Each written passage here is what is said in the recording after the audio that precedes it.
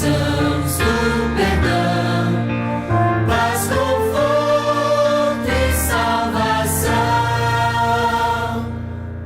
Nem trabalho, nem penar pode alguém aqui salvar, mas só tu, meu bom Jesus, podes dar-me vida e luz.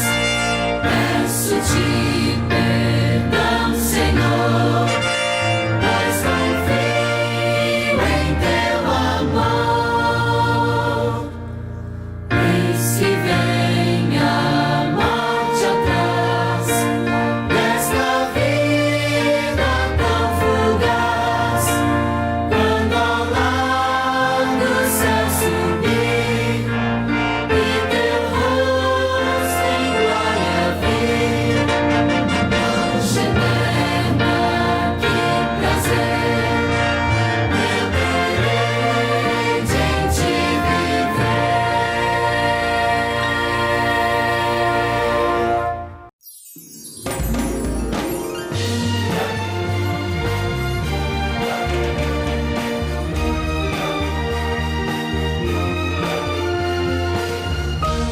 Informativo Mundial das Missões. Uma decisão má.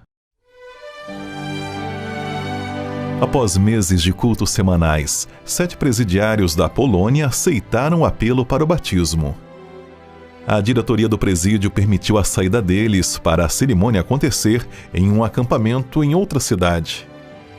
No dia marcado, o pastor Mário chegou à prisão para levar os prisioneiros à estação de trem. Mas outro preso, Jurek, que havia deixado a prisão por bom comportamento um dia antes, decidiu que também queria ser batizado. Entretanto, Jurek não foi ao local marcado, deixando triste os demais detentos e o pastor Marius. Os batismos foram lindos. Os participantes daquele acampamento adventista vibraram com aquelas decisões a Cristo. 2 dias depois, os detentos voltaram ao presídio, conforme permissão concedida pela direção. Entretanto, Jurek não retornou e foi emitido um mandado de prisão para ele. A polícia foi à sua procura. Jurek foi encontrado bêbado com seu irmão em um parque, após roubarem e assassinarem uma mulher. Os 2 foram presos. A história de Jurek incomodou o pastor Marius. Jurek estava tão perto do batismo, bastava ter ido ao local. 20 anos se passaram e certo dia um ex-prisioneiro começou a visitar a igreja que Marius pastoreava. O homem se chamava Tomek e ele nutria um profundo ressentimento em relação a Deus. O pastor começou a estudar a Bíblia com Tomek, mas com frequência ele explodia em raiva. Ele cresceu em uma família em que seu pai e seu irmão eram criminosos, sua mãe alcoólatra e um outro irmão o abusava. Ele se perguntava: como posso acreditar que Deus é bom? Foi então que Marius comentou sobre a história de Jurek, quando uma única decisão pôde arruinar uma vida. Tomek ficou pálido e começou a chorar. Logo ele disse: eu sou o irmão mais novo de Jurek. Hoje, Tomek está prestes a ser batizado e, por sua influência, outras 2 pessoas já aceitaram a Cristo. O pastor Marius lembra que quando Deus chama, devemos tomar uma decisão imediata. Parte da oferta deste trimestre irá ajudar a abrir um centro de influência em Sortland, Noruega. Sejamos liberais.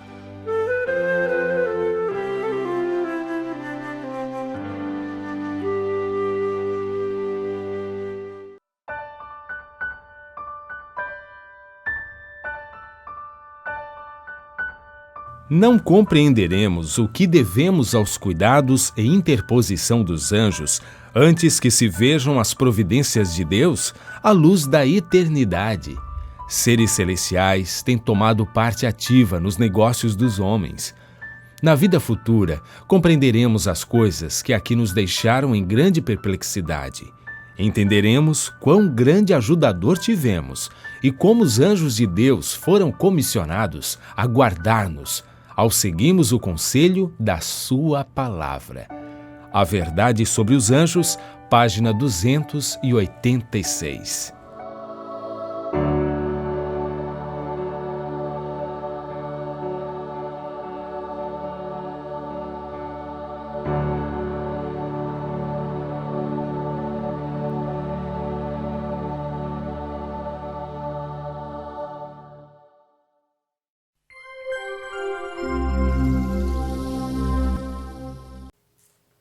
Olá, bom dia, feliz sábado. Bom dia, Gabriel. Bom dia, Jobson. Tudo Muito bem? bom. Eu estou bem, e você? Bem também, graças a Deus. Que bom. É muito bom ter você conosco, todos os sábados nos acompanhando. Na semana passada nós tivemos um probleminha com a parte de equipamento, por esse motivo não tivemos a parte da escola sabatina durante o culto. Mas hoje estamos aí todos juntos novamente para nós recapitularmos a lição da escola sabatina dessa semana. É isso, Gabriel?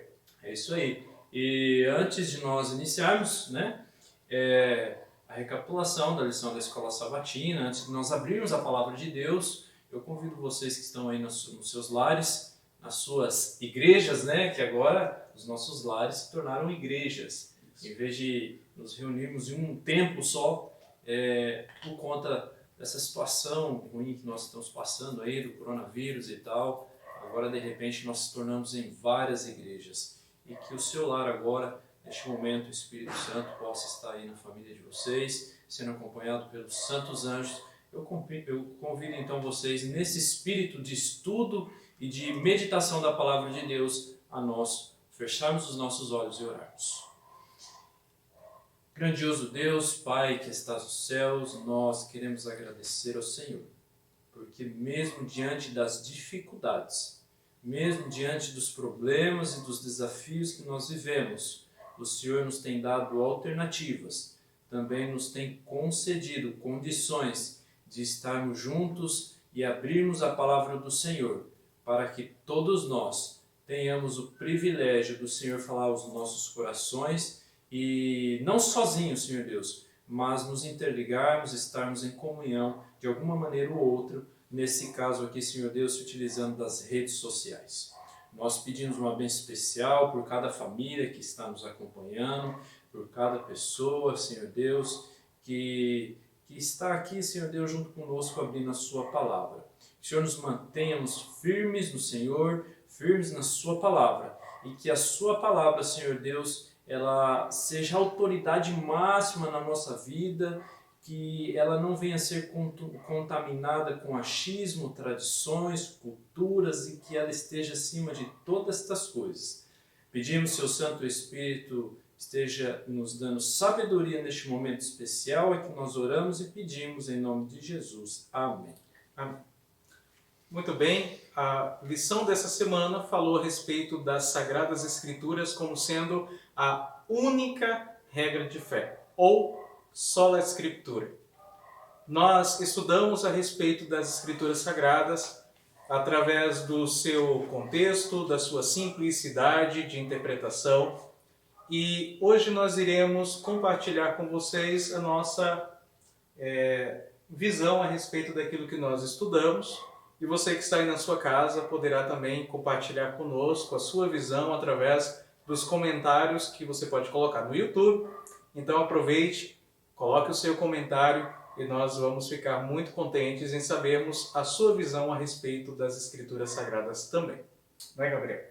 E na lição começa falando a respeito desse histórico do início do protestantismo, quando a Bíblia, que era até então um livro que tinha muitas tradições e muitos costumes ao seu redor, disputando ali a importância, né, na igreja da época, na igreja ali da Idade Média, e as tradições muitas vezes até ficavam acima da autoridade bíblica. E o protestantismo ele vem então para dar um basta a isso, para dizer que as escrituras sagradas elas devem ser a única base, a única regra de fé, e que tudo deve ser tirado unicamente dela. O movimento protestante, Jobson, nós vemos também, principalmente ali com o seu boom inicial com Martinho Lutério, através das suas 95 teses, com a ideia, com a iniciativa de descontaminar a Bíblia, né? De purificar a Bíblia das interferências que tinham sobre ela, sobre a leitura, sobre a interpretação do texto bíblico, como você diz, a tradição, a cultura. Existiam muitas interferências onde ali, quando você estudava o texto bíblico, estava as pessoas, o clero, os teólogos da época, eles consideravam a tradição, por exemplo, como algo de igual com as escrituras sagradas. Ela nunca estava acima. Ela sempre era, muitas vezes, inclusive, tratada como alegoria. Então, o movimento protestante, ele veio dizer, não é assim que funciona. Nós precisamos tratar a Bíblia com mais responsabilidade, com maior responsabilidade. Tanto é que o guia aqui ele traz uma informação interessante que diz assim, a Bíblia... diz assim, os reformadores enfatizaram a importância de uma interpretação histórico-gramatical da Bíblia, que levava a sério o significado gramatical e literal do texto bíblico. Então nós vemos uma visão mais responsável, né? Uma visão onde traz mais seriedade ao texto bíblico. E nós devemos agradecer esse movimento, não é? Ele teve o seu alcance na época de Martinho Lutério, e isso foi crescendo juntamente com outros teólogos e se desenvolve até nos dias de hoje. Apesar que eu acredito que não falta tanto para que a gente desmitifique alguma coisa, mas se restar alguma coisa muito pouca ou quase insignificante, mas é um processo que aconteceu, né? E hoje nos resta o quê? Esses métodos que nos ajudam a compreender a verdade bíblica, como ela precisa ser compreendida, como ela deve ser compreendida, e essa regra básica somente pelas Escrituras, ou sola Escritura, nós devemos sempre levar em consideração a leitura do texto bíblico. E nessa semana nós entendemos que as Sagradas Escrituras elas podem ser facilmente entendidas por aqueles que realmente desejam compreendê-lo. A lição ela traz algo muito interessante quando diz que nós podemos sim fazer uso de alguns materiais que possam nos dar alguma clareza a respeito das Escrituras Sagradas. Mas deixa muito claro que as Escrituras Sagradas devem ter a palavra final. A palavra final é sempre da Bíblia, né? E esses materiais de apoio eles devem ser utilizados unicamente para nos trazer uma luz ou uma compreensão maior a respeito de determinadas situações que são um pouco mais complexas, digamos assim, não é? Algumas palavras de algumas coisas que eram daquela época não são presentes no nosso dia a dia hoje. Por esse motivo, nós precisamos muitas vezes desses históricos para compreendermos melhor, não é? Sim, inclusive lá em Hebreus, que é um dos versos da principal do nosso guia aqui, Hebreus capítulo 4, verso 12, que diz que a palavra de Deus é viva e eficaz, ou seja, ela está querendo dizer que a Bíblia ela tem condição de nos ajudar, ela nos capacita a obedecer aquilo que ela ordena, não é? E para que isso aconteça, ela nos traz algumas orientações que ela mesma deixa para a gente, né? Inclusive o apóstolo Paulo, lá na sua Bíblia, no 1 Coríntios capítulo 4, verso 6, olha só que dica interessante que ele nos deixa aqui, não é? Imagina, quem sabe, Martinho Lutério leu esse texto e disse, não, peraí, eu preciso compreender, né?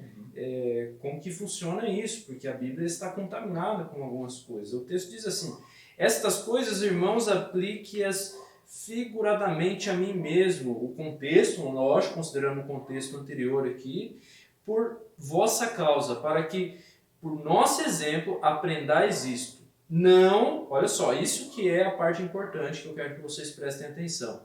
Não ultrapasseis o que está escrito. Por quê? A fim de que ninguém se ensoberbeça a favor de um em detrimento detrimento de outro. Ou seja, em resumo, a Bíblia ela está pedindo para que a gente não ultrapasse O que está escrito? Ela está pedindo o seguinte: não invente, não é? Não crie coisa que não existe.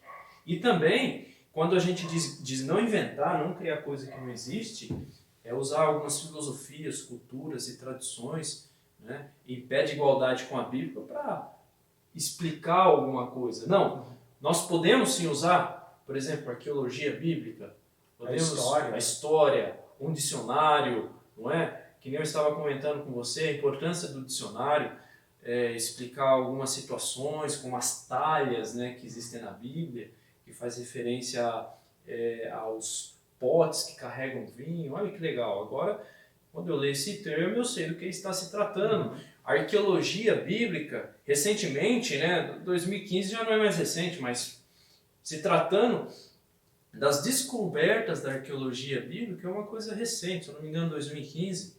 Vocês deixem no comentário aí se realmente a data é essa. A arqueologia descobriu o selo do rei Ezequias. Ou seja, ali está então comprovando que a história da Bíblia é verdade, existe uma evidência daquela história bíblica. Então ela vem trazer mais credibilidade à Bíblia. Interessante isso, né? Ela não vem para modificar uma história da Bíblia. Ela tem que trazer credibilidade. Por que eu digo isso? Porque a arqueologia também ela existe para tentar provar que a Bíblia é uma farsa, não é verdade, Robson? Também, eles Por isso que tem que ter esse equilíbrio, né? Exatamente. E com relação às escrituras sagradas, nós já vimos isso, né, em semanas anteriores, a respeito da unidade das escrituras. Quando você fala em unidade das escrituras sagradas, você que nos assiste agora, o que você imagina? O que você pensa? Nós estamos falando aí de cerca de 40 pessoas, nós estamos falando de 66 livros, nós estamos falando de diversos temas, inúmeros temas que a Bíblia Sagrada traz para nós. Ela fala de inúmeras coisas, mas existe uma unidade. Existe ali um parâmetro que rege cada um dos escritores das Sagradas Escrituras e que eles seguem de maneira muito fiel. Mesmo tendo vivido em épocas diferentes, muitas vezes em lugares diferentes, essas pessoas elas ouviam então a voz do Espírito Santo que indicava para eles aquilo que eles deveriam escrever. E temos então algo muito interessante. Como nós devemos levar em consideração essa unidade da Bíblia Sagrada? Como essa unidade ela é presente para que nós possamos ter um real entendimento do que está escrito nela. Ou seja, para que a gente realmente consiga aplicar, para que esse princípio sola escritura realmente funcione, nós precisamos considerar a unidade das escrituras. Se nós fazemos uma distinção, né, uma divergência bíblica, ou no caso a distinção, dizer que, né, agora o novo evangelho, o Novo Testamento é o novo evangelho, e aí então, a partir disso, dizendo que agora o Antigo Testamento não se faz necessário, ou importante para a compreensão do tema sobre salvação, né, e tudo que gira em torno do tema salvação, se assim nós fizermos, a sua escritura vai por água abaixo. Não é possível aplicá-la, porque o fundamento do Novo Testamento é o Antigo Testamento. E muitas das questões que são trazidas no Novo Testamento têm a sua interpretação baseada em textos do Antigo Testamento. Nós temos um exemplo aqui, Romanos capítulo 3, verso 10, 18.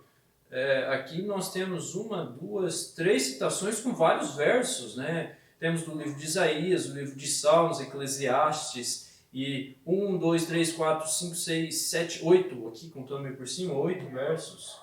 Então, Romanos capítulo 3, verso 10 a 18 são 8 versos. 8 versos baseando 8 versos deste livro do Novo Testamento.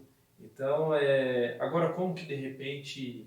Não, legal, ela teve a sua parte até determinado ponto da história, agora não tem mais sua validade. Jamais poderemos fazer isso, porque Vou trazer um outro exemplo aqui para vocês.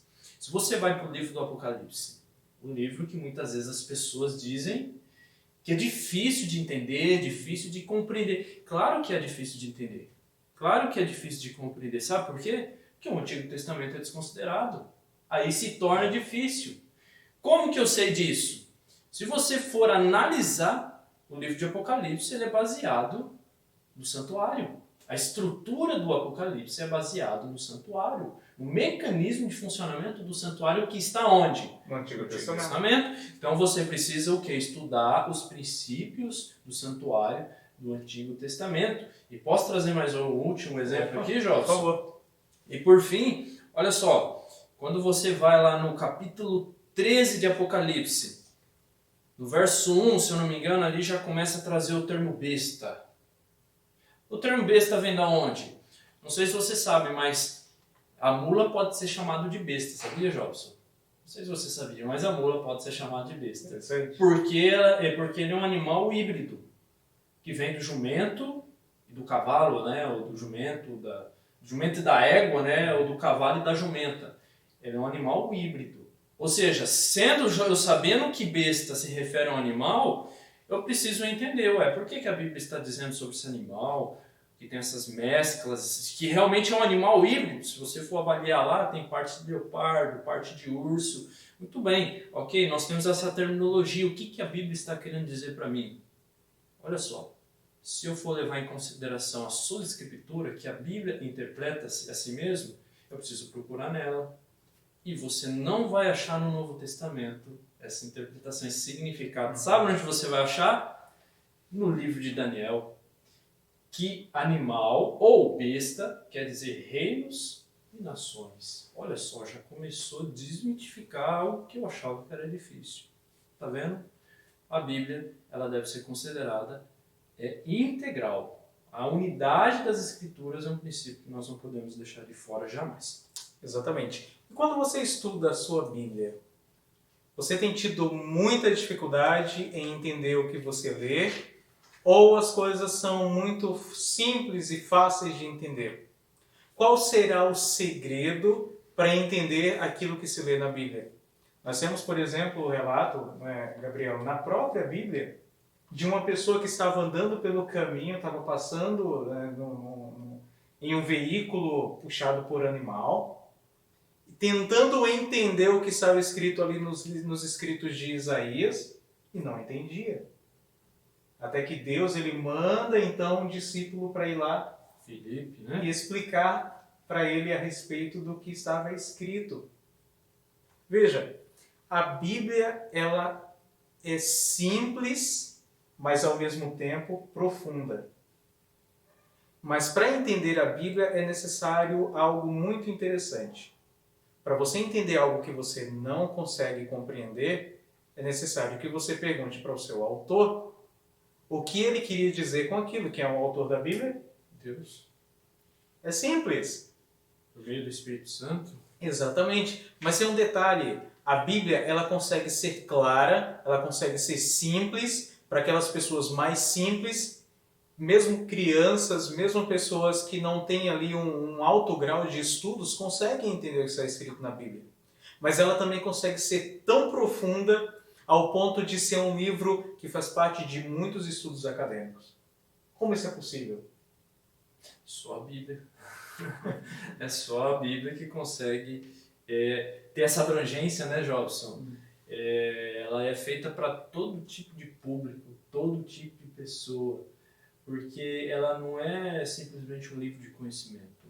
É um livro que trata sobre vida e morte, que vem nos revelar um grande conflito pela qual nós estamos passando, do qual todas as pessoas do mundo fazem parte.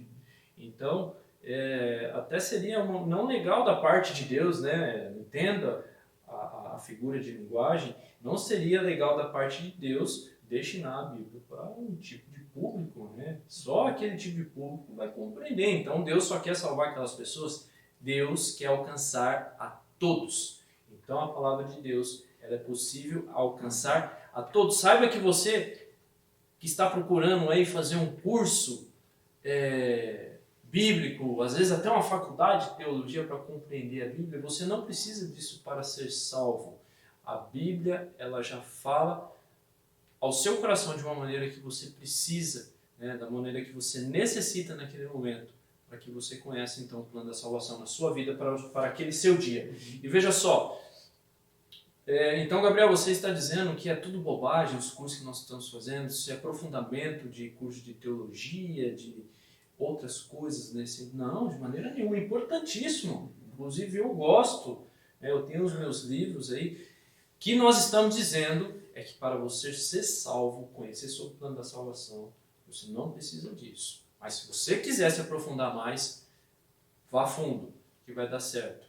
E por fim, Jobson, com oração sincera, humildade, submissão, Deus ele te ajuda a compreender o que precisa. Eu já inclusive até ouvi milagres dizendo pessoas que não sabiam ler e aprenderam a ler nas Escrituras Sagradas. Deus faz milagre e o milagre que você precisa. E para você compreender as Escrituras Sagradas, agora nós voltamos àquilo que nós falamos desde o início. É somente através das Escrituras. Porque as Escrituras conseguem interpretar a si próprias. Isso é como se fosse um resumo de tudo aquilo que nós falamos até agora, né, Gabriel? Sim.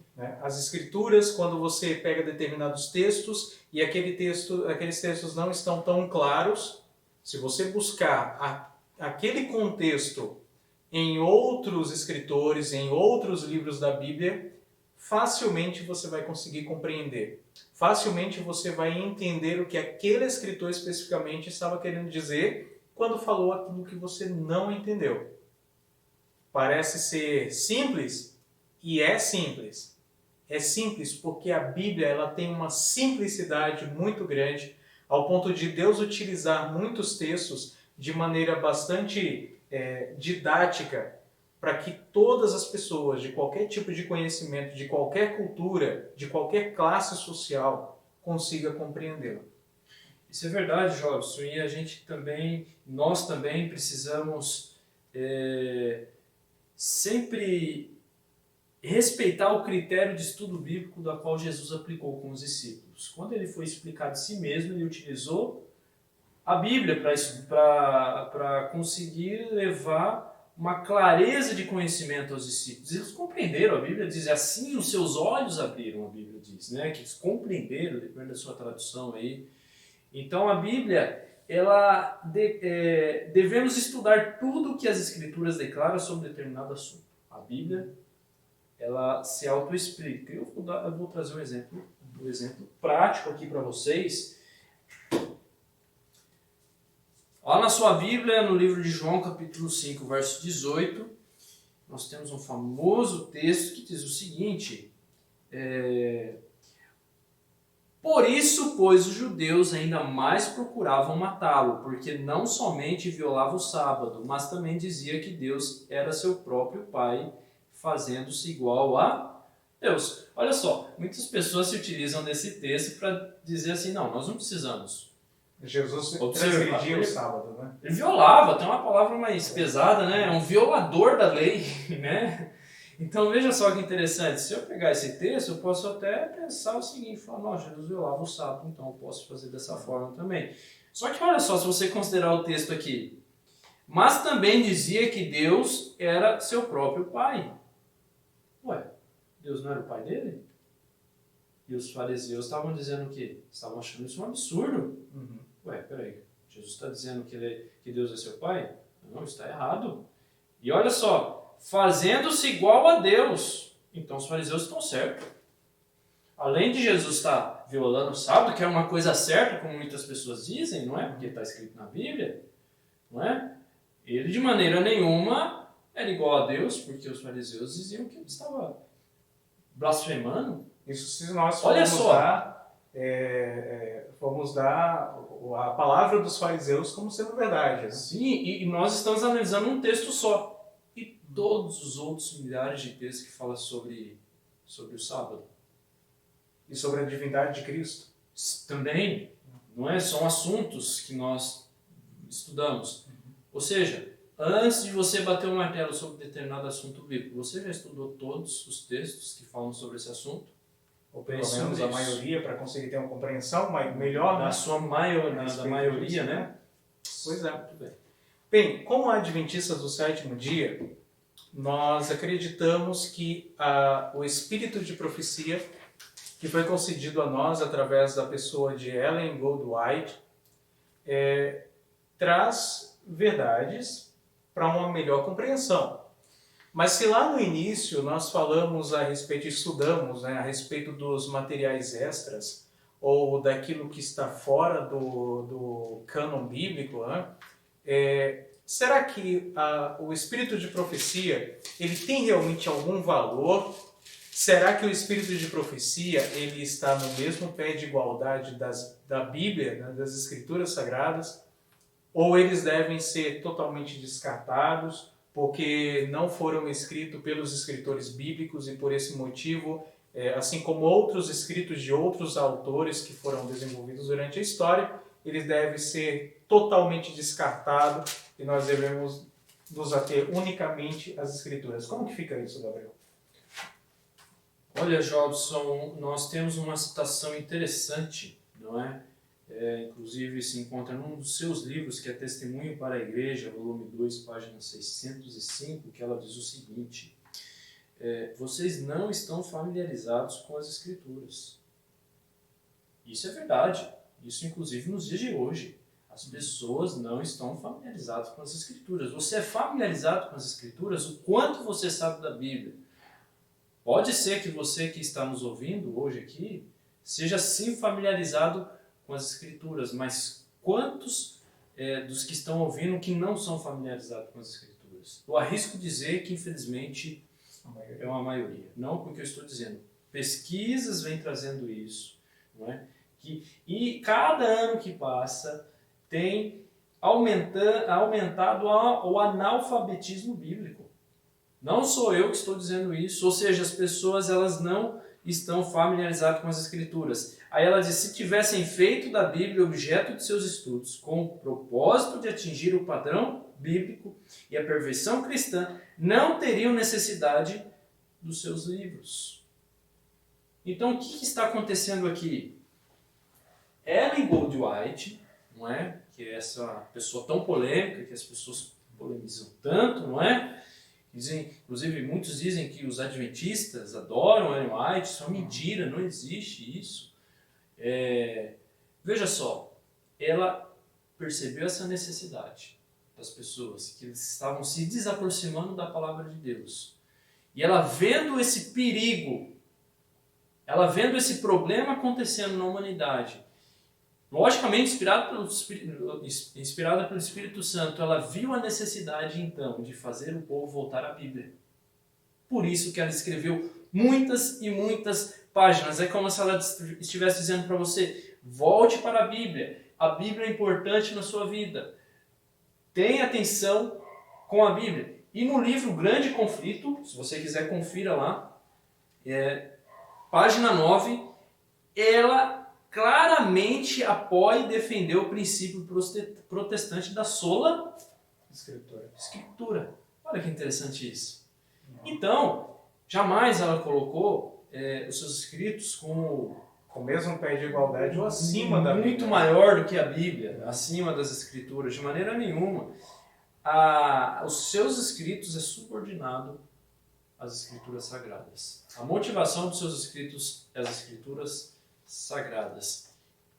E os escritos de Ellen White, Jobson, é feito para todos. Não é feito para adventista, é feito para todos. Sabe por quê? Porque a intenção dela é levar você para as Escrituras Sagradas.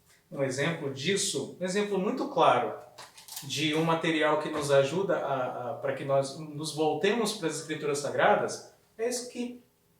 É a lição da escola sabatina. Que possivelmente você tem aí na sua mão, você tem aí no seu telefone, você tem aí no seu tablet, no seu computador.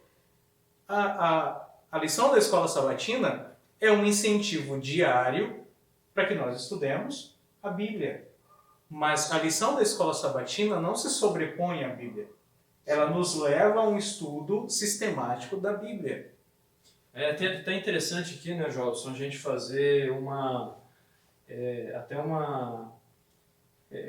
um esclarecimento maior sobre a escola sabatina e tal, e os escritos de Ellen White. Se você for estudar o livro de Apocalipse lá, você encontra um texto dizendo que a igreja dos últimos dias, o que é a igreja dos últimos dias? Que coloca as escrituras sagradas como a única regra de fé da sua vida, como o único livro que te orienta a forma como você deve viver como cristão aqui nessa terra. Então esta é a igreja verdadeira dos últimos dias. E lá diz que então também haveria um movimento profético, não é? Deus então inspiraria homens e mulheres, e Ellen White nós consideramos, foi inspirada por Deus para ter esse objetivo na sua vida, que é nos levarmos às Escrituras Sagradas. Nós temos aqui a lição da Escola Sabatina, que é mais uma ferramenta que nós temos na mão, que também tem, querendo ou não, esse objetivo de nos levarmos para as Escrituras Sagradas, não é? Muito bem. Na semana que vem, nós vamos entender por que a interpretação é necessária. Hoje nós ficamos por aqui, daqui a pouco você vai ouvir uma palavra do pastor Fábio a respeito da Bíblia, e por esse motivo vamos orar. Vamos orar. Obrigado, Senhor, porque a Bíblia é o único livro necessário para a nossa salvação. Te agradecemos porque o Senhor tem nos trazido verdades bíblicas a cada semana e nós podemos, Senhor, confiar em Ti e aumentar a nossa fé. Te agradecemos também pela simplicidade com que as Escrituras Sagradas nos trazem temas tão importantes para a nossa vida. Em nome de Jesus, amém.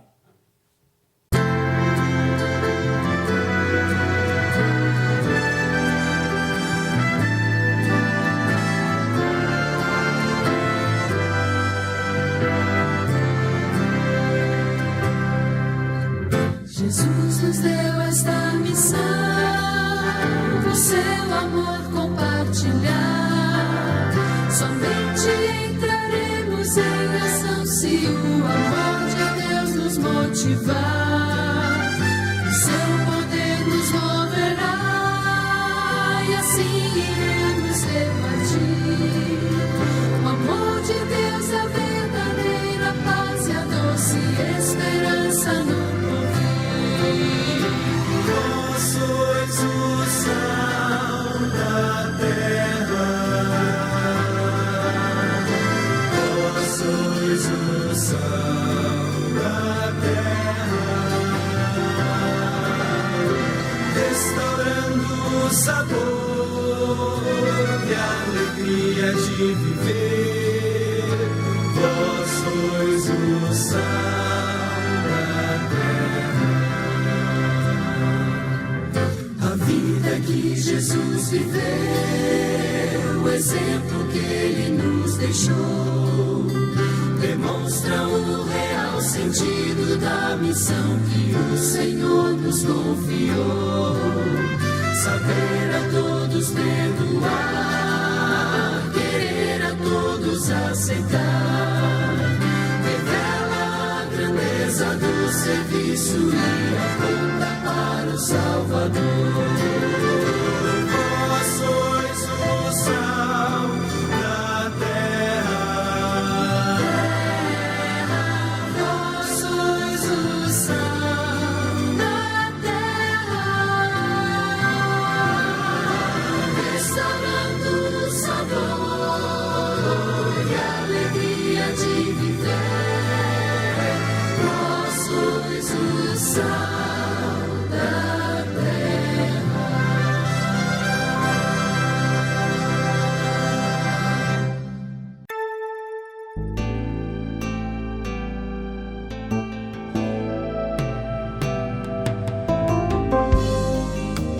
Além da cura física, existem ainda outros 3 tipos de cura. Saiba se você precisa de alguma delas para a sua vida. Primeiro, cura espiritual. É a cura mais necessária, visto que é através dela que temos vida plena em Cristo. A maioria das pessoas, quando não está morta espiritualmente, está raquítica no espírito e vive mergulhada em confusão religiosa. Ela pode ser curada instantaneamente, mediante a conversão, tornando-se uma nova pessoa em Cristo.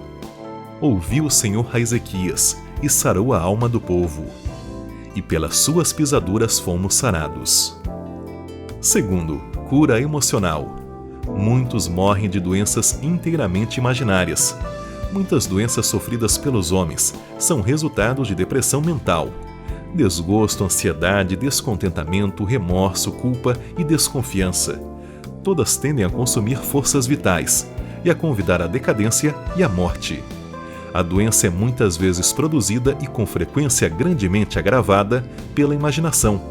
Muitos que atravessam a vida como inválidos poderiam ser sãos se tão somente assim pensassem. A fé, o ânimo, a esperança e a completa confiança em Deus podem restaurar a saúde emocional. E terceiro, cura de relacionamento. O ódio, a ira, a inimizade e a discórdia têm resultado em divórcios e desarmonias na sociedade, roubando a paz e a saúde de inúmeras pessoas. A falta de amor é o maior motivo de tudo isso. E a cura desse mal só pode ser alcançada através do Espírito de Deus, que atua na vida daqueles que desejam reconciliação e paz.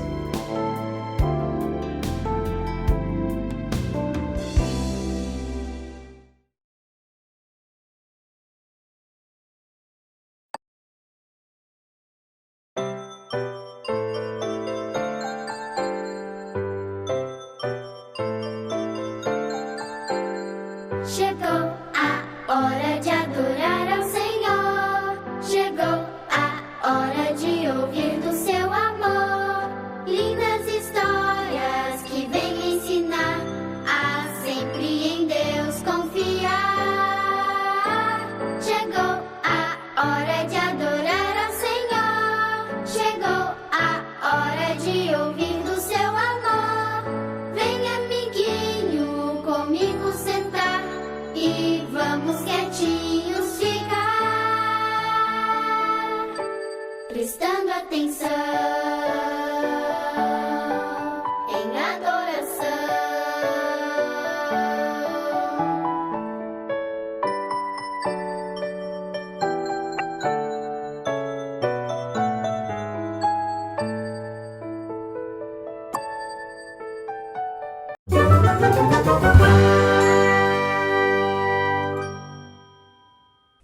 Olá, tudo bem com vocês?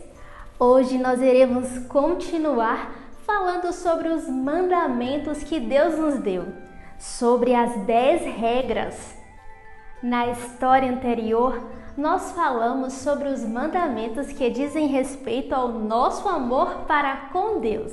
E hoje nós iremos falar sobre os mandamentos que dizem respeito ao nosso amor para com o próximo.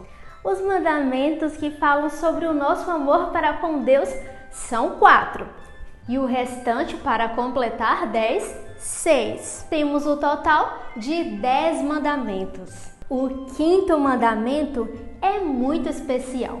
Por isso, iremos falar sobre ele na próxima história. Então vamos falar sobre o 6º mandamento.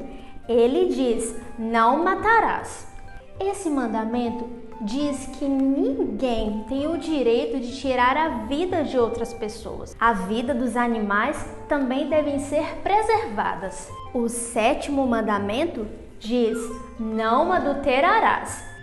Quando o homem e uma mulher se casam, eles fazem um compromisso diante de Deus e prometem um ao outro que serão fiéis.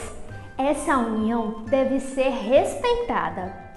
O 8º mandamento, a 8ª regra, diz o seguinte: não furtarás.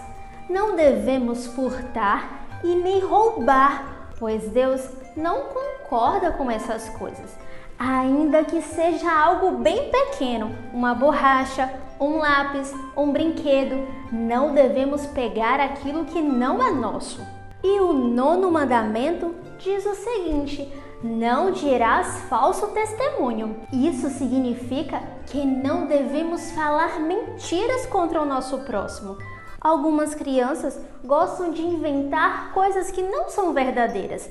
Devemos sempre falar a verdade, pois o pai da mentira é o inimigo de Deus. E o 10º mandamento, ou a 10ª regra, diz: não cobiçarás. Esse mandamento quer nos dizer que não devemos desejar as coisas que não são nossas.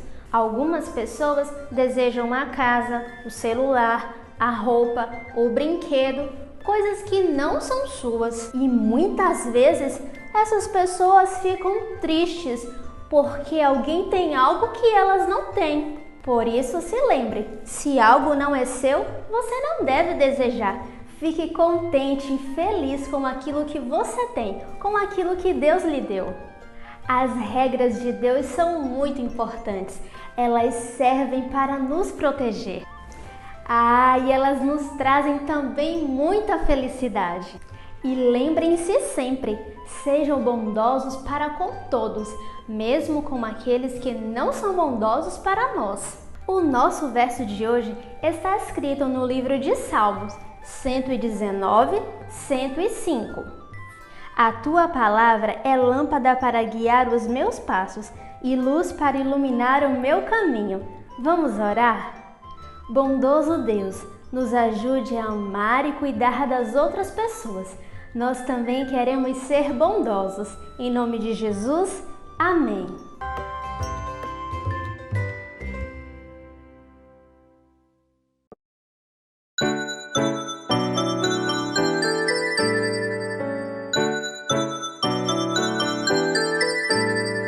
Agora vamos em família adorar, pensar em Deus e aprender do seu amor. Oh, que alegria sentimos aqui de juntos poder escutar a voz do Senhor,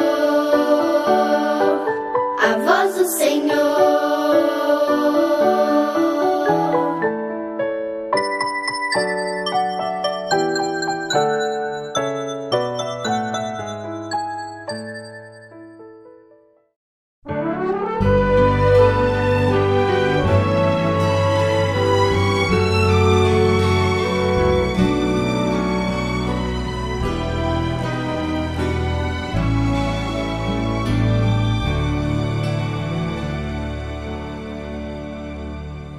Vem nos inspirar, vem nos ensinar, Senhor, na luz do teu Espírito. Vem nos animar, vem nos transformar, Senhor, com teu poder.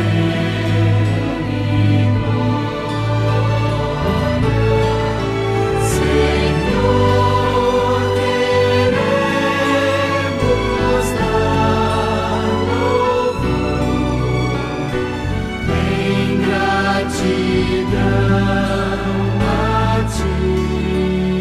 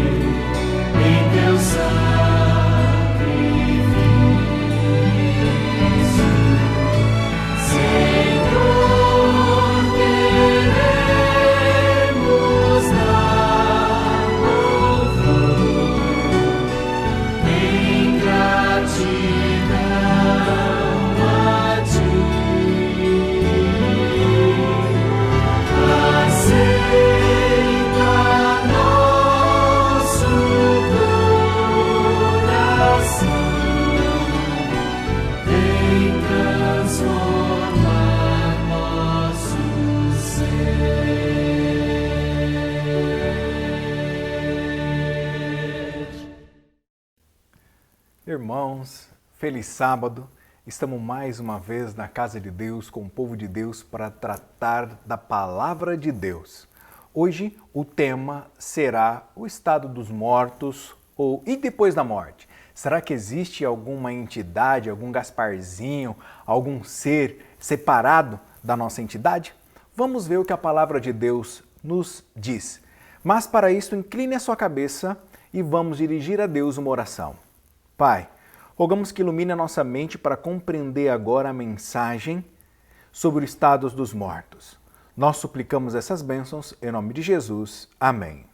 Então, Gênesis capítulo 2, versos 7. O que está escrito?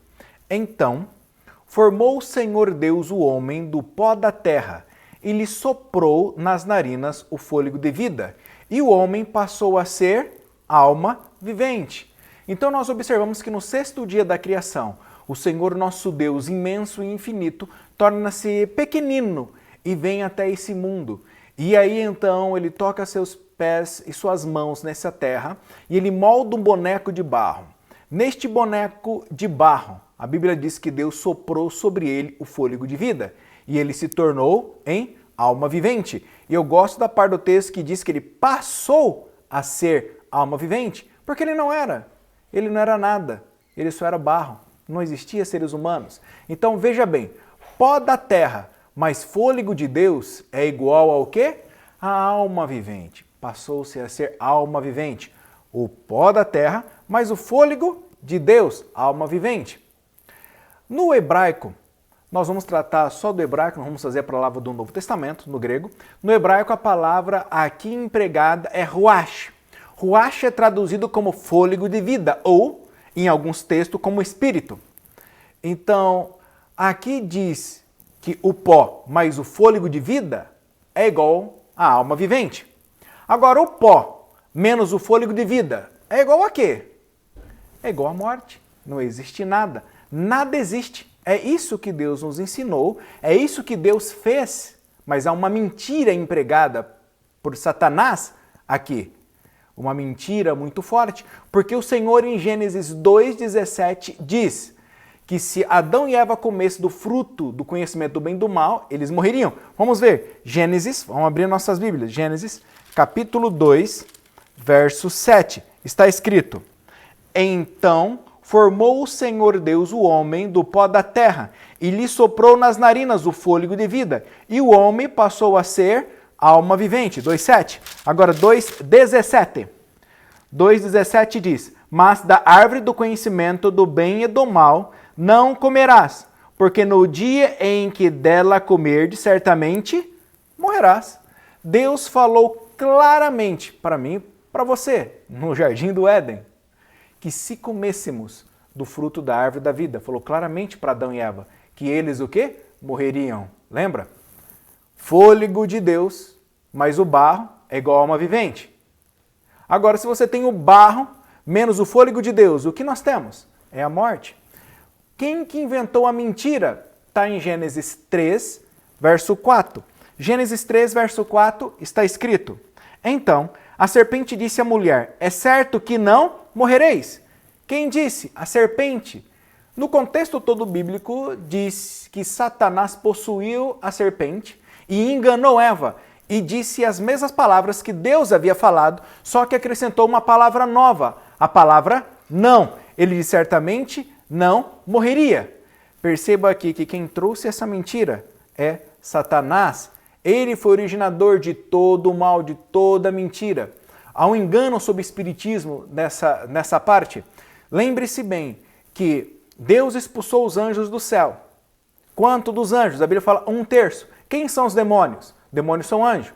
A palavra demônio ou diabo, traduzindo literalmente, é aquele que se opõe a Deus ou aquele que luta contra Deus. Logo, aqui nesse mundo está cheio de opositores a Deus. E esse opositor, Satanás, ele então possuiu a serpente e enganou Eva. E eles fazem todas as manifestações de espíritos imundo. Vamos continuar aqui um pouco mais. João 8:44. O que diz? Evangelho de João, capítulo 8, verso 44. Diz o seguinte: Vós sois do diabo, que é vosso pai, e quereis satisfazer-lhes os desejos. Ele foi homicida desde o princípio e jamais se firmou na verdade, porque nele não há verdade. Quando ele profere mentira, fala do que lhe é próprio, porque é mentiroso e pai da mentira.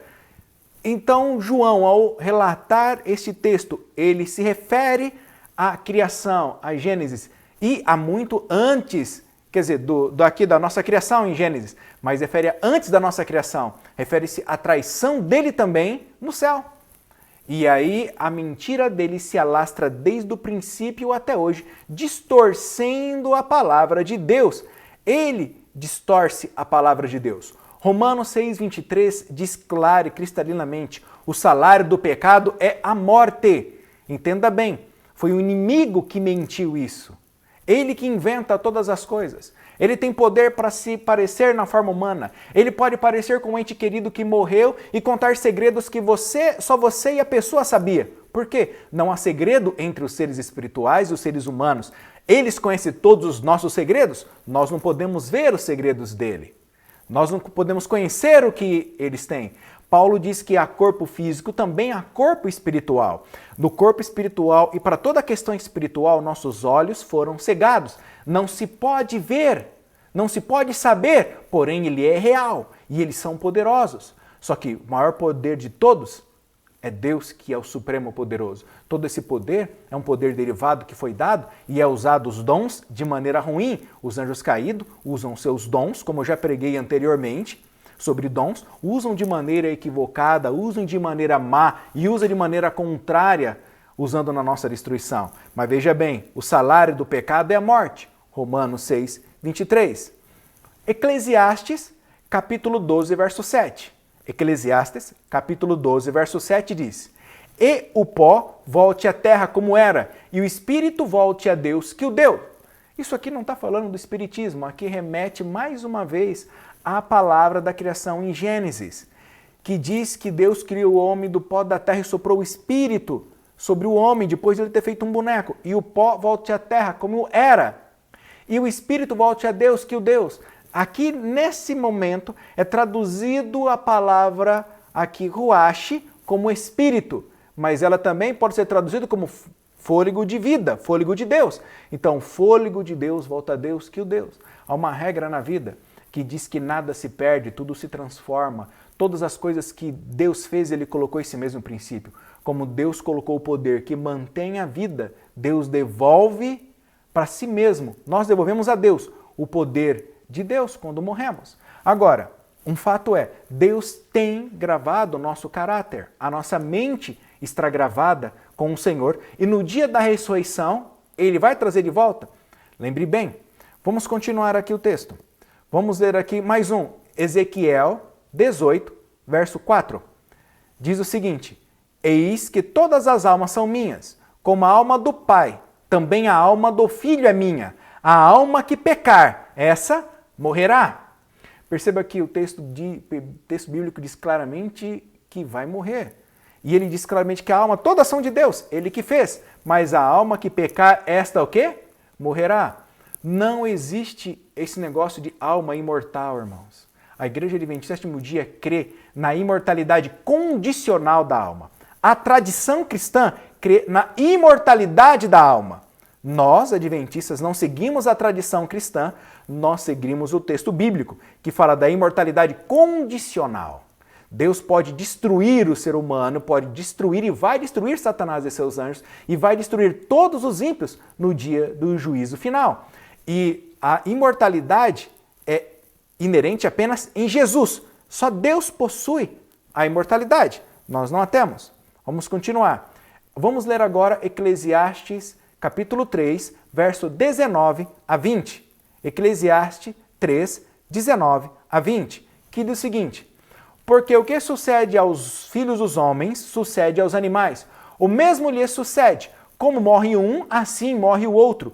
Todos têm o mesmo fôlego de vida, e nenhuma vantagem tem o homem sobre os animais, porque tudo é vaidade. Todos vão para o mesmo lugar.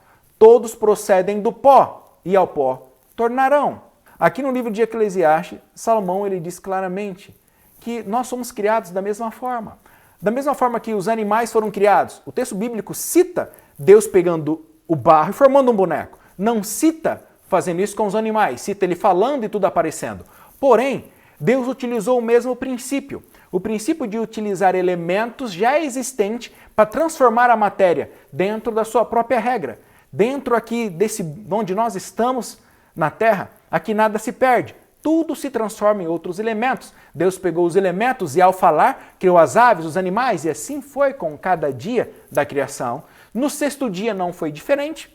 Deus, ao invés de só falar que haja Adão, ele querendo demonstrar amor e afeto e nos criar de forma diferente. O que difere nós dos animais? Difere que Deus nos dotou do livre-arbítrio, nos dotou da capacidade intelectual. Ele nos fez semelhantes a Ele.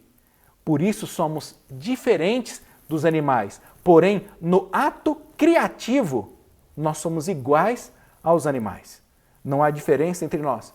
Se tirar o poder de Deus que mantém e sustém a vida, tirar o ruach, tornamos ao pó de onde viemos. Vamos ler agora Eclesiastes, capítulo 9, versos 5 e 6, que diz: porque os vivos sabem que hão de morrer, mas os mortos não sabem coisa nenhuma, nem tampouco terão eles recompensa, porque a sua memória jaz no esquecimento. Amor, ódio e inveja para eles já pereceram. Para sempre não tem eles parte em coisa alguma que se faz debaixo do sol. Olha, o texto bíblico diz claramente. Porque os vivos sabem que vão morrer, porque estão vivos. Mas os mortos não sabem coisa nenhuma. Você morreu. E o texto bíblico continua. Então, nem tampouco terão eles recompensa, porque a sua memória jaz no esquecimento. Para que a nossa memória possa funcionar, você precisa de ter dois elementos. O elemento do pó da terra e o elemento do fôlego de Deus. Se tira o elemento do fôlego de Deus, a gente se transforma só em pó? Não tem como pensar. O nosso caráter, a nossa mente está guardada com Deus quando nós morremos, porém, guardada de forma inativa. Ela não está ativa. Para ela estar ativa, precisa desses dois elementos estarem ligados. Sem os dois elementos, ela não vai ficar ativa. Agora veja, ele usa o texto também, amor, ódio, inveja. O maior princípio de Deus é o amor. A essência da lei é o amor. 1 Coríntios 13, o apóstolo Paulo diz que tudo acaba, mas o amor permanece para todo sempre. Aqui está dizendo, irmãos, que não existe nenhuma entidade. Você morreu? Morreu. Acabou. Não tem amor, não tem ódio, não tem inveja. Por quê? Porque morreu. Como morreu, não tem nada. Agora, Eclesiastes 9:10 diz: tudo quanto te vier a mão para fazer, fazei-o conforme as tuas forças. Porque no além para onde tu vais, não há obra, nem projetos, nem conhecimento, nem sabedoria alguma. O que é esse além que é traduzido aqui? É a morte. Onde você vai morrer, você não faz nada porque você não raciocina, você não pensa, você não tem ódio, você não tem amor. Por quê? Porque você está morto, tua mente está paralisada, você não pensa, você morreu. Para que a mente possa funcionar, há necessidade do elemento que cria uma matéria e o poder de Deus que sustém essa matéria. Mesmo que seja um corpo espiritual, que nós desconhecemos, que a Bíblia garante que ele existe, toda uma lei e todo um sistema. Nós não conhecemos, nós só conhecemos os corpos físicos com a lei desse corpo material. Não conhecemos outros, mas a Bíblia nos promete que há um outro. Salmo 146, verso 4 diz: sai-lhe o espírito, e eles tornam ao pó. Nesse mesmo dia perecem todos os seus desígnios. Mais uma vez o texto bíblico dizendo, não amparando o que o inimigo trouxe, ele que trouxe a mentira da imortalidade. Deus falou claramente, no dia em que comer, morrerão. Existe a imortalidade condicional, que é derivada de Deus. E ela é condicional na fidelidade a Deus. Vamos continuar o texto. Salmo 115, 17. Salmo 115, 17 diz: os mortos não louvam o Senhor, nem os que descem à região do silêncio, nem os que descem à sepultura. Queridos, não, porque estão mortos. Se tivesse alguma entidade e tivesse com um Deus e fosse para Deus, Deus é amor, Deus é sabedoria, inteligência, haveria pensamento, sabedoria, haveria louvor no céu. Porque a Bíblia fala que há louvor no céu. Quem que está louvando no céu? São os mortos? São os anjos? Não. São apenas os anjos. Os mortos, não. Os mortos não louvam ao Senhor. Esses não louvam ao Senhor. E também, segundo o livro de Jó, existem outros mundos criados por Deus. Esses que não caíram, estão louvando ao Senhor. Atos capítulo 2, verso 34. Atos 2, verso 34. Diz: porque Davi não subiu aos céus, mas ele mesmo declara: disse o Senhor ao meu Senhor, assenta-te à minha direita. Veja bem, Atos, no Novo Testamento, está dizendo que Davi não foi ao céu. Ele morreu e encontra-se morto. Ele não foi ao céu, não tem uma entidade, não há nada separado de nós, queridos irmãos, queridos amigos.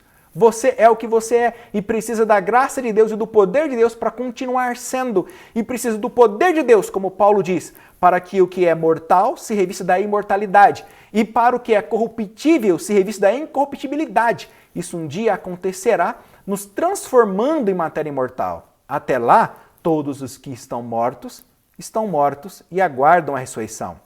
O único que é imortal, segundo a Bíblia, é Deus. 1 Timóteo 1,17 e 1 Timóteo 6,16. 1 Timóteo 1,17 diz que Deus é imortal. E 1 Timóteo 6,16 diz que Deus possui a imortalidade. Perceba, só existem essas palavras associadas a Deus. Quando se retrata aos anjos, é uma imortalidade derivada e não possui a palavra imortal aos anjos e também não possui a palavra imortalidade para eles. Porque toda criatura do universo depende de Deus. Então, veja bem, no Novo Testamento, ou em toda a Bíblia, nós temos que palavras que são traduzidas usualmente como alma e espírito ocorrem mais de 1.600 vezes. Não são poucas, né? 1.600 vezes. Porém, em nenhuma delas, nenhum estudioso pode dizer que está associado com a palavra imortal ou imortalidade. Pois o contexto bíblico narra uma outra história. Aquela que Deus disse em Gênesis: se comer do fruto do conhecimento do bem e do mal, certamente morrereis. Pergunto a você e para mim, em quem você vai acreditar? Em Deus ou na serpente que falou? Hoje nós temos que escolher a quem se vai. Então, de onde se originou a palavra inferno que é traduzida na Bíblia? A palavra que é traduzida na Bíblia, ela vem de 4 outras palavras que não tem nada a ver com o inferno. Nós temos aqui, a primeira palavra é Sheol, a segunda nós vamos ter Hades, Tártaro e Geena. São 4 termos, 4 palavras que são traduzidas por inferno. Por que é traduzido? Vamos pegar aqui o dicionário da língua portuguesa. Esse é o dicionário, é o novo dicionário Aurélio, já na nova ortografia. Aqui vamos pegar então para ver qual que é a tradução da palavra inferno. É importante nós sabermos disso. Inferno vem do latim, cristão, infernos. Então repare, a primeira coisa que o dicionário diz, ela vem da cultura latina, mas não é do latim só latim, vem do latim cristão. O que mais? Aí ela continua, da mitologia. Qual mitologia? De um lugar subterrâneo onde as almas dos mortos, onde estão as almas dos mortos. E aí começa, segundo o cristianismo, lugar ou situação pessoal em que se encontram os que morrem. E aí continua descrevendo o que seria o inferno. E aí vai descrever várias outras coisas, vai descrever confusão, vai descrever calor, vai descrever vários outros itens. Eu não vou ler tudo aqui, mas eu só quero dizer aqui para os irmãos. Inferno é a parte que importa eu e você saber. Inferno vem do quê? Vem do latim cristão. O que mais? Ela faz parte da mitologia cristã. São tradições cristãs. Então, é uma palavra usada na tradição cristã. Agora, é uma tradição. A tradição cristã muitas coisas da tradição cristã está desassociada à própria Escritura. As próprias Escrituras trazem uma coisa, quanto a tradição pode trazer outra. Então, nós temos que ficar atento sobre essas questões. Quando que isso começou? Segundo o Dr. Paroski e alguns outros especialistas em traduções linguísticas, de que na Idade Média, segundo esses autores, foi que começou então a traduzir algumas palavras da Bíblia utilizando termos da tradição e utilizando novos termos. Por exemplo, quando é falado no Novo Testamento sobre Áquila e Priscila, a mesma palavra que é usada para Áquila é usada para Priscila. Enquanto fala que Áquila era servo, que Áquila era ministro, fala a mesma palavra que é traduzida para Priscila é diferente. Para Priscila é traduzida como servo, mas lá é a mesma palavra, ministra. Logo, a palavra ministro é colocada para Áquila e a palavra ministro é colocada para Priscila. Só que, segundo esses autores que eu mencionei, eles colocam que na Idade Média houve-se uma tentativa de você tirar essa característica de ministro do sexo feminino. E outros itens da tradição se fez presente, segundo esses autores. Note que é da tradição. Então tem a ver com a tradição, tem a ver com essa questão de que vocês já entenderam muito bem da tradição cristã sobre esse contexto. Agora, o que seria a palavra, então, Sheol, que é traduzido como inferno? Vou usar uma palavra como do inglês, como vocês sabem. Por exemplo, I love you, traduzindo, eu amo você. Vamos pegar uma única palavra, love. Como que eu posso traduzir love? Qual seria a melhor tradução de love? Seria eu te gosto, eu te curto, tô contigo? Não. A tradução ao pé da letra em primazia seria amor. Da mesma forma que a tradução do pé da letra da palavra Sheol é sepultura. A tradução literal da palavra Sheol é sepultura. Ela pode ser traduzida de outra forma? Pode. Qual outra forma que eu posso traduzir a palavra Sheol? Eu posso traduzir como lugar de silêncio ou lugar de descanso dos mortos. Muda alguma coisa? Não muda nada. É a sepultura. Da mesma forma, descrevo o mesmo local. Qual que é a palavra grega que é traduzida para descrever Sheol? É a palavra Hades, no Novo Testamento. Ela é a tradução do hebraico para o grego. E o que ela significa ao pé da letra? Ao pé da letra, Hades significa sepultura. E qual mais eu posso traduzir? Da mesma forma como eu traduzi Sheol, lugar de descanso dos mortos, ou lugar de silêncio dos mortos. Ao todo, quer dizer para mim e para você que a palavra Hades e a palavra sepultura não tem nada a ver com inferno. Então ela é traduzida como inferno por causa da tradição, por causa de um conhecimento tradicional sobre os estados dos mortos que vem pela tradição cristã. E veja bem, nós estamos estudando nesse trimestre questões sobre tradição. A tradição pode ser positiva, como a tradição pode trazer elementos negativos. Nesse momento, a tradição cristã trouxe um elemento negativo para a própria cristandade. Mas vamos continuar o estudo. Vamos lá. Qual que é a próxima palavra? É o tártaro. O que significa tártaro? Tártaro ocorre apenas uma única vez na Bíblia. Não tem tradução ao pé da letra. Não existe tradução para essa palavra. Não dá para traduzir. Porque é uma única palavra isolada em toda a Bíblia. Em todo o grego no Novo Testamento só é encontrada uma única vez. Muito difícil de você então traduzir algo assim e buscar uma referência. O que ela se refere então? Como é uma palavra nova? Atos 2, perdão, que Atos? 2 Pedro 2, verso 4. 2 Pedro 2, verso 4. Vamos abrir a Bíblia e então enxergar aqui o que está em 2 Pedro, capítulo 2, verso 4. 2 Pedro, capítulo 2, verso 4, está escrito: Ora, se Deus não poupou anjos quando pecaram, antes, precipitando-os no inferno, os entregou a abismo de trevas, reservando-os para o juízo. Então, a palavra que é traduzida aqui como inferno, o original dela é tártaro. Não tem uma tradução. Foi colocada aqui como inferno, como base a tradição, como eu já mencionei. Mas aqui o próprio texto, apesar de uma falha na tradução, não interfere na interpretação do texto, porque durante a leitura você entende o que aconteceu. O que significa o tártaro? É um ato de Deus. Um ato de quê? De reservar e preservar os anjos para o dia do juízo final, onde a besta e o falso profeta e todos os ímpios encontrarão a morte eterna. É só isso, a palavra tártaro. Inventa um monte de coisa, queridos. Junto com a mitologia grega, junto com a mitologia romana, e aí mais a mitologia cristã, mais Hollywood, mais a imaginação de todo mundo, se inventou significados para filmes, novelas e tudo mais. Pensa bem, sepultura não soa tão estranho como Você, no Hades, no Sheol. Mas você está falando a mesma palavra, sepultura, em línguas diferentes.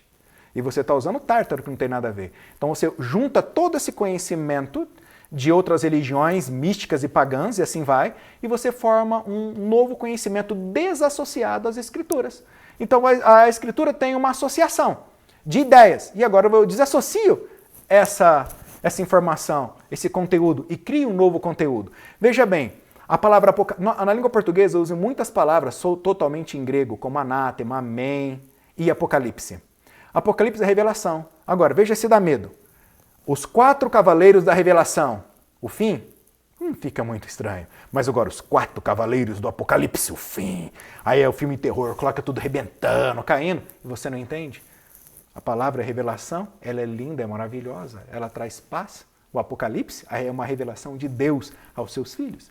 Veja, aí você tem ideias que foram criadas sobre a morte, que agora se mistura com o paganismo, se mistura com a mitologia, que se mistura com a mitologia cristã, e você cria um enredo não bíblico.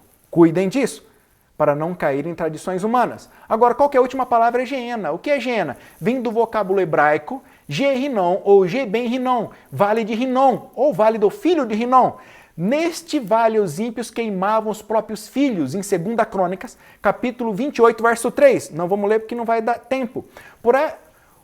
Por estas circunstâncias, este vale se tornou um símbolo da abominação e do terror, do horror. O Vale de Rinom era o crematório das sujeiras, das imundícias da cidade de Jerusalém. Logo, portanto, Deus utilizou como um simbolismo do que ele vai fazer no dia do juízo final com os ímpios. Ele vai queimar no vale do Geena. Só isso que quer dizer Geena. Não tem nada a ver com a palavra inferno. Então, ficou claro que significa inferno na Bíblia. Inferno é uma palavra de tradução. As palavras que são traduzidas como inferno, nós vimos Sheol, nós vimos Hades, tradução literal ao pé da letra, é sepultura. Nós vimos que Tártaro simplesmente é um ato de Deus preservar os anjos do juízo final. E nós vemos que Geena é um simbolismo que Deus usa para descrever que os ímpios serão destruídos no dia do juízo final. Nós temos que algumas pessoas querem se basear ao falar da imortalidade e que você morre e sai uma alminha de você, baseado na parábola do rico e do Lázaro. Um outro dia eu vou pregar sobre essa parábola. Hoje eu só vou explicar um pouquinho. Uma parábola, você só pode entender ela pelo seu contexto final. Ela é um espelho que através dela eu sou capaz de enxergar a resposta ou a ideia.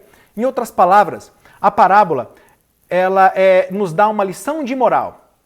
O contexto não é real. Vamos dar um exemplo. Vocês conhecem aquela parábola, sobre o rato e o leão? A parábola conta que havia um leão que capturou um rato e queria devorá-lo. Só que o rato começou a conversar com o leão, dizendo: Leão, poupa a minha vida. Se o senhor poupar a vida, eu um dia posso te retribuir o favor. E aí então, demonstra que o leão, orgulhoso, falou: olha, rato, quer saber de uma coisa? Eu vou te jogar fora, que você é tão pequeno e insignificante que não serve nem para uma refeição. E aí o rato disse: Leão, te garanto que um dia te devolverei o favor.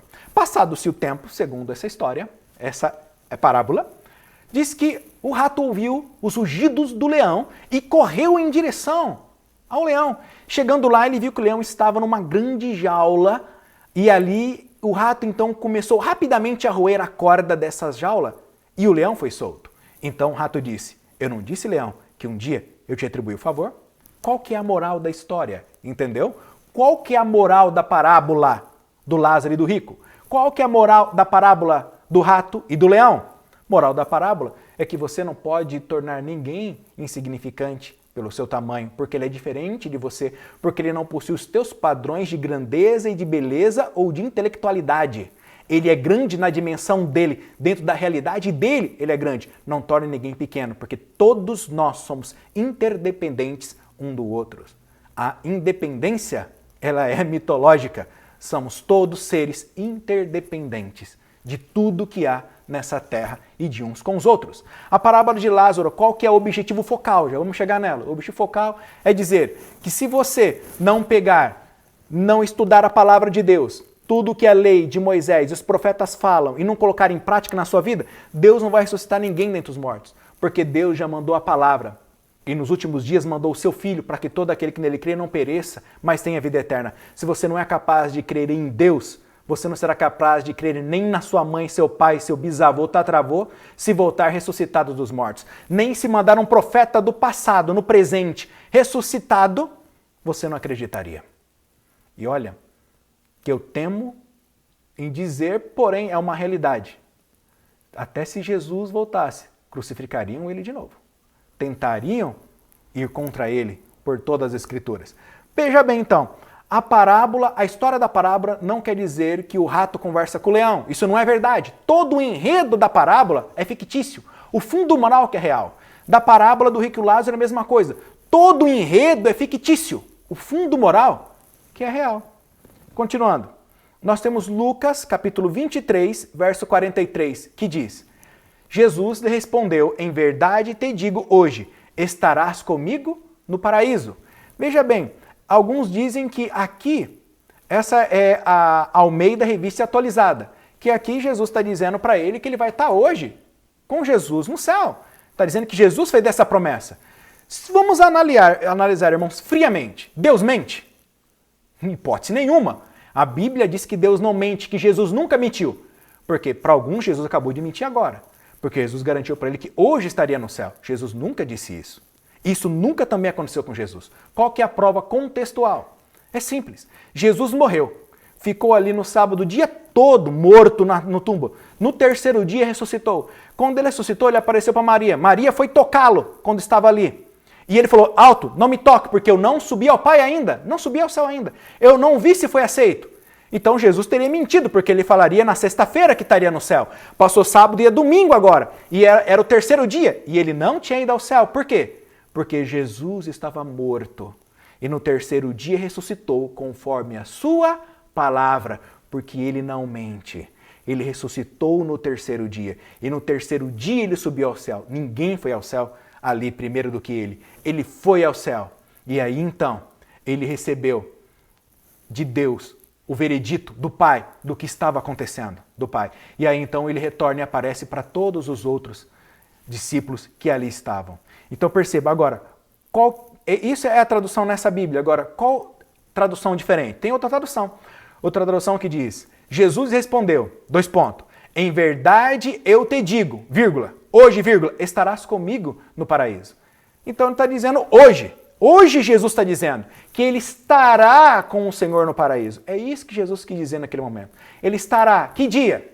Nem Paulo está lá ainda, queridos. Nem Paulo. E quem diz isso é Paulo. E nós vamos ver daqui a pouco.